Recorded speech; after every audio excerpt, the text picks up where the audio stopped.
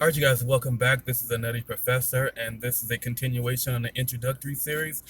I have about five people left, um, and four of them really pair together very well. So I really want to do the last four videos together. So that kind of leaves this fifth person out by himself, and so I'm gonna go with Walter Lee Hampton III.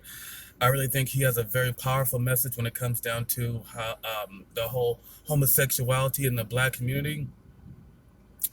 Walter Lee Hampton, he is a homosexual black male himself, but I mean, he truly does stand out in the crowd of people who will actually admit that there are a lot of mental illness in the black community. There's a lot of depression in the black community.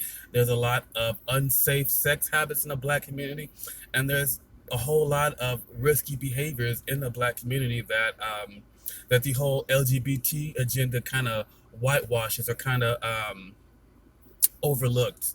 It's so easy to be LGBT proud. I'm supportive. I'm an ally of anyone, but it really takes a brave individual to stand up and say, hey, you know, there's a lot of risky behaviors in the gay black community.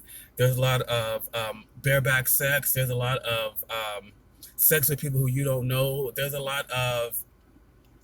a lot of risky behavior, and now I personally believe the reason that the AIDS rate is so much higher in the black community than it is in the gay white community is the prison industrial complex and how that's played a huge role in black communities. Be it the war on drugs, the new Jim Crow, whatever. Um, so I think that's one of the major reasons that the AIDS epidemic is so much higher in the black community. But Walter Lee Hampton, he will also mention the fact that there's just much more risky behavior with black gay men. And I attest to that. I have noticed that a lot of black gay men are very promiscuous. They're very reckless. You know, I'm starting to see a lot of young black gay men who are younger and younger and younger who are HIV positive. 18, 19, 20 years old. You know, young black gay men are not making it to 35, 40 years old. HIV negative. They're barely making it. Out of 25, 26.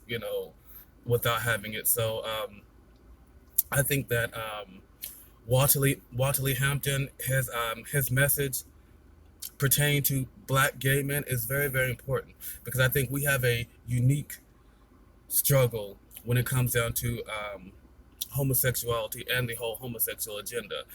Be it the fact that black people in the United States are at the very, very bottom of the socioeconomic class, and a lot of the a lot of the LGBT issues do not necessarily pertain to people who are at the very, very bottom of the social class.